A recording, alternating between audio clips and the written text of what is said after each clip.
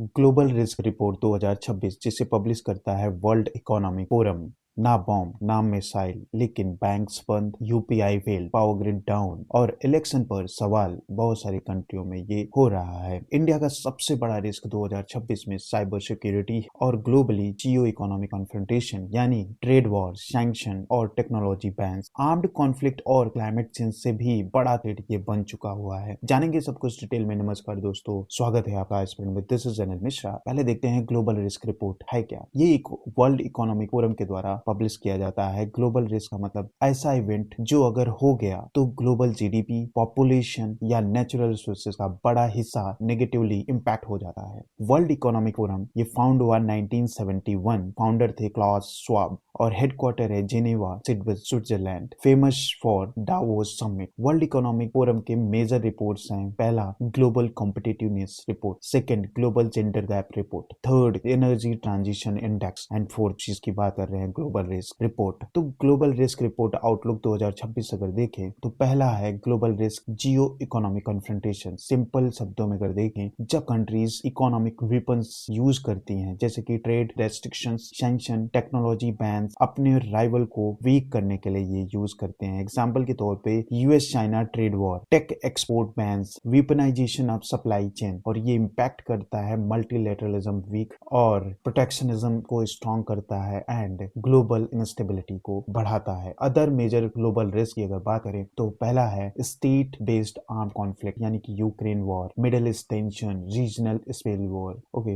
And climate risk में अगर देखें तो एक्सट्रीम वेदर इवेंट जैसे कि flood, heat waves, droughts, okay. Societal polarisation यानी कि डिवाइडेड सोसाइटी जो बन रही है, ट्रस्ट डेफिसिट हो रहा है, okay. Misinformation and disinformation, democracies under threat हो रहा है इसकी वजह से, मिस इंफॉर्मेशन की वजह से। AI risk inter into top 10 जिसमें जॉब लॉस हो रहे हैं, एथिकल मिसयूज हो रहा है, सिक्योरिटी चैलेंजेस बढ़ रही हैं। Security cyber insecurity rank 9 globally है। डिजिटल इंडिपेंडेंस जो है, डिजिटल वल्नरेबिलिटी बनती जा रही है। लॉन्ग टर्म अगर देखें 10 ईयर से लिए तो क्लाइमेट चेंज अभी भी डोमिनेट करता है जिसमें extreme weather, biodiversity loss, earth system collapse हो रहे हैं। इंडिया रिस्क आउटलुक 2026 की अगर बात करें तो इंडिया का नंबर 1 रिस्क है साइबर सिक्योरिटी। क्यों? क्योंकि इंडिया का डिजिटल लीप जैसे कि Aadhaar link governance, DBT direct benefit transfer, UPI and fintech, digital public infrastructure under threat है, okay. Data security council of India 2025 के अकॉर्डिंग 369 मिलियन मालवेयर डिटेक्ट हुए हैं, जिसमें ट्रोजन्स 43% हैं, infectors 34%, mobile malware and advertising. Cyber security threat today are not IT issue, बस IT issues तक limited नहीं है। Elections, financial system, power grid and public trust में भी ये इश्यू बन चुके हैं। साइबर रिस्क जो है अब नेशनल सिक्योरिटी रिस्क बन चुके हैं। इनकम एंड वेल्थ इनइक्वालिटी की अगर बात करें तो वर्ल्ड बैंक गिनी के अकॉर्डिंग 25.5 जो है लुक्स ओके, लेकिन बट क्या है, ऑक्सफैम रियलिटी चेक के अकॉर्डिंग टॉप 1% वोन जो है 22.6% ऑफ नेशनल इनकम है। वाई डेंजरस है। इनफॉर्मल वर्कर मोस्ट वल्नरेबल है। सोशल अनरेस्ट बढ़ रहा है, पॉलिटिकल पोलराइजेशन हो रहा है, वीक सोशल कॉन्ट्रैक्ट हो रहे हैं। Inequality act as a risk multiplier. Insufficient public service अगर देखें तो हेल्थ एक्सपेंडिचर जो है 1.9% ऑफ जीडीपी हो गया, जो कि टारगेटेड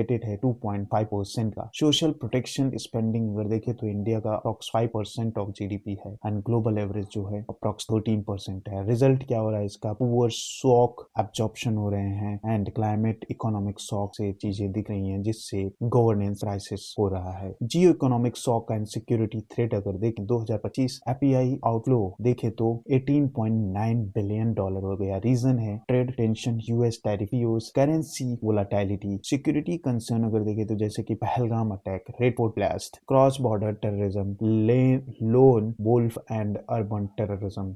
हाइब्रिड थ्रेड है साइबर टेरर, डिस इंफॉर्मेशन और इकोनॉमिक कोएर्शन। तो what should India do? India को क्या करना चाहिए? Strengthen economic resilience, Make in India and PLI यानी कि डाइवर्सिफाई, एफटीए यानी कि free trade agreements, forex reserve, counter cycle fiscal policy by IMF bank, trade inequality as a macro risk, PM Jan Dhan Yojana, Ayushman Bharat, formalisation of labour, pandemic to inequality and crisis amplifier है ये। Counter hybrid threats जैसे कि whole of government approach, statutory multi-agency centers, stronger cyber and financial surveillance and national security strategy के द्वारा protect information integrity through fact principle, Election Commission of India के द्वारा जो किया जाता है IT rules 2021, institutionalisation fact checking, PM Disha digital literacy, information warfare से क्या होगा, नेशनल सिक्योरिटी इश्यूज बढ़ जाएंगे, embed climate resilience through National Action Plan on Climate Change Mission LiFE के जरिए climate resilience infrastructure under Gati Shakti smart city and disaster management के through. तो दोस्तों World Economic Forum global risk report 2026 का clear message है, India का risk सिर्फ external नहीं, इंटरनल वल्नरेबिलिटीज, एक्सटर्नल सॉ का कॉम्बिनेशन है, सबसे बड़ा डेंजर है ये। Cyber security, cyber insecurity, inequality, geo economic shock, strategic instability. तो strong governance, resilience and inclusion जो है इंडिया का बेस्ट डिफेंस स्ट्रैटेजी बन सकती है। वीडियो अगर हेल्पफुल लगा हो तो लाइक शेयर सब्सक्राइब जरूर करें। मिलते हैं नेक्स्ट करंट अफेयर सेशन में। जय हिंद।